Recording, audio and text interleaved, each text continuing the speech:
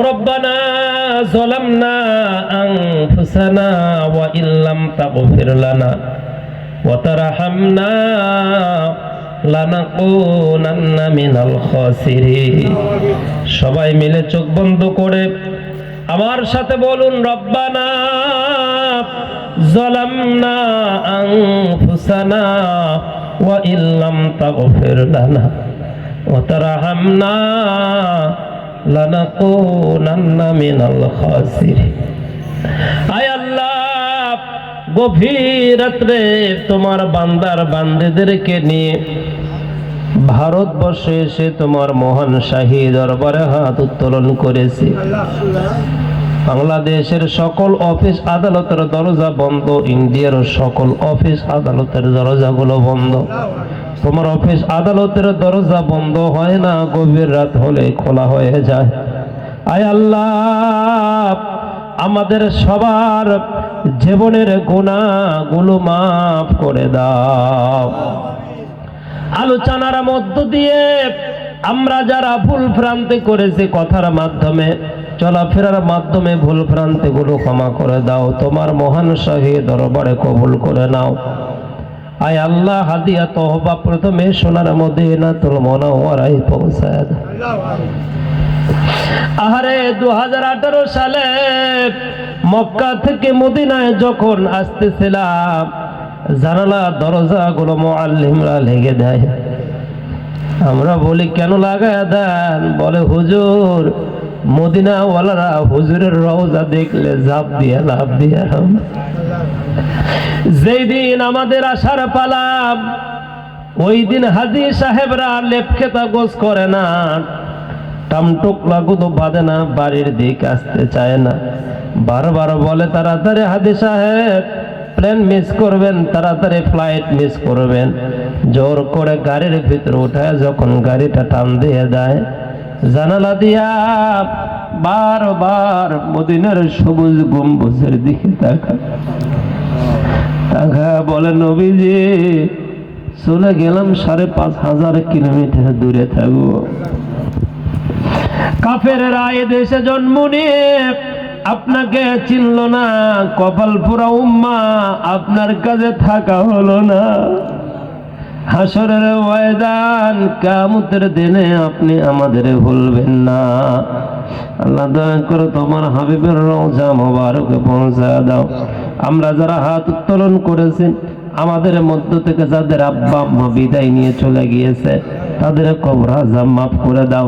আমার ভাইয়েরা, চক্ষুটা বন্ধ করে একটা বার ভাবুন তো, এবছর যে কনকনা শীত চলে গেল, একটু এই শীতের কারণে আমরা যে কাতর হয়েছি। ছোট্টবেলায় আমরা আমাদের মায়ের ডান পাশে শুয়ে থাকতাম, মা আমাদেরকে রাত 12টার সময় উঠে প্রস্রাব করলে পরিষ্কার করে দিয়া বাম পাশে নিয়ে নিত।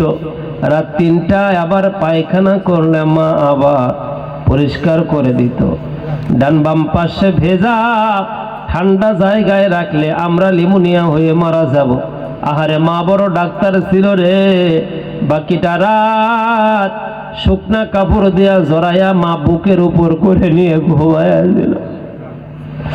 আয় আল্লাহ, এই কনকনে শীতের ভিতরে ওযু করা যায় না, লেপ থেকে হাত পা বের করা যায় না, গোসল করা যায় না। আমাদের মা কেমনে করে আমাদেরকে কেমনে করে লালন পালন করেছিল ছোট্টবেলা। আয় আল্লাহ, 2.5 বছর মা বুকের দুধ আমাদেরকে খাওয়াইলো, কোনোদিন বিল নেয় না।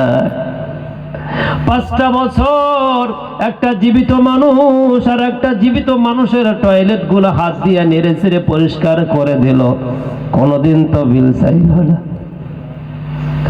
মায়ের হক আদায় করতে পারলাম না। আমাদের দরদের মা অন্ধকার কবরে ঘুমিয়ে আছে। আল্লাহ দয়া করে আমার কবর আযাব মাফ করে দাও। আমার ভাইয়েরা, সবচাইতে ব্যথা ব্যতীত আমি 24টা বছর হয়ে গেল মায়ের চেহারা দেখি না। আমার মা আমাকে রেখে পালায় চলে গেছে। মায়ের সন্তান নাই রে, মায়ের সন্তান নাই। আয় আল্লাহ, আমাদের আব্বা জান, আমাদের মাথার ছাতা, আমাদের জন্য বাড়ি ঘর, জায়গা জমি, পুকুর, আম গাছ, জাম গাছ, কাঁঠাল গাছ লাগায় দিয়ে গেল। বাবা যেদিন বিদায় নিল কিচ্ছু নিয়ে যেতে পারলো না রে। বাবা জীবনেও একটু সুখ শান্তি করতে পারলো না। বাবার ঘাম ধরা পোশাক, বাবার ছিঁড়া স্যান্ডেল, বাবার পুরনো একটা আদা মরা চাদর গায়ে দিয়ে বাবা শীত কাটায়। সন্তানকে লেখাপড়া করার জন্য মাসের পরে মাস টাকা পাঠায় দিত। আরে যখন অভাব ছিল তখন আব্বা ছিল, এখন অভাব নাই, এখন আব্বাও নাই।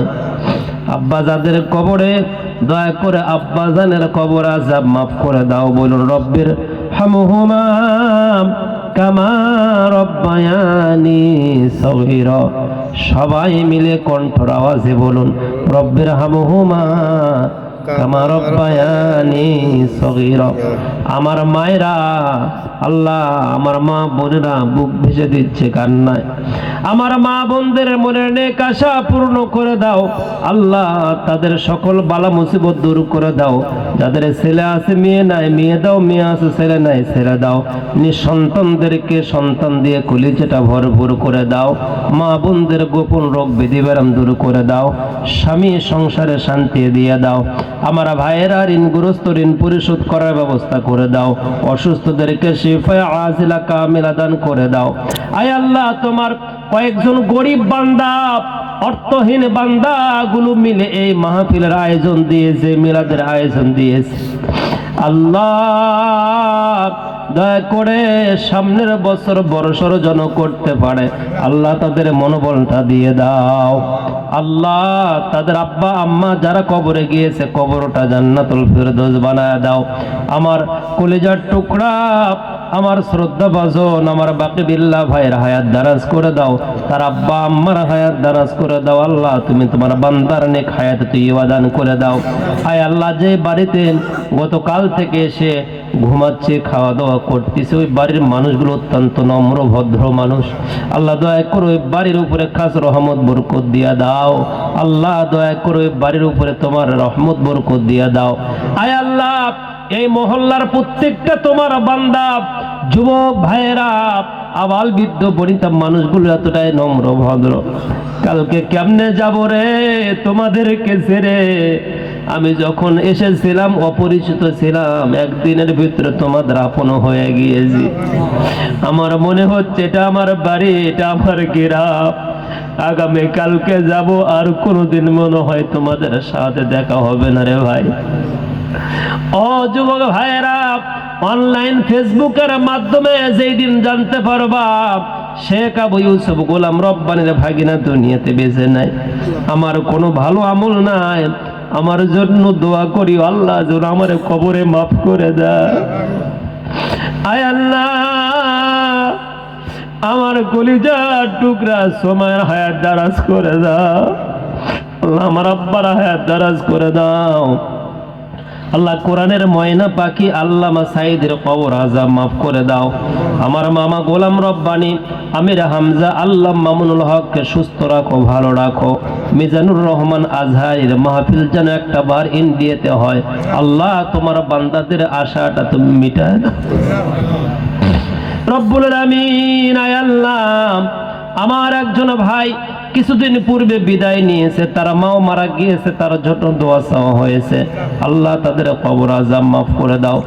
সাল্লাল্লাহু তাআলা আলা খায়রি খালকিহি মুহাম্মদ ওয়া আলা আলিহি ওয়া সাহবিহি আজমাইন। কর্তৃপক্ষ ভাইদের চোখের নিচে কালো দাগ পড়ে গিয়েছে, এতটাই কষ্ট তারা করেছে এই মাহফিলকে নিয়ে আল্লাহ, ওদের হায়াত দারাজ করে দাও, 5 ওয়াক্ত নামাজ ওয়ালা বানায় দাও। ওয়াজআল আখির কালামিনা ইনদাল মাউত লা ইলাহা ইল্লাল্লাহু মুহাম্মাদুর রাসূলুল্লাহ। আসসালামু আলাইকুম ওয়া রাহমাতুল্লাহ।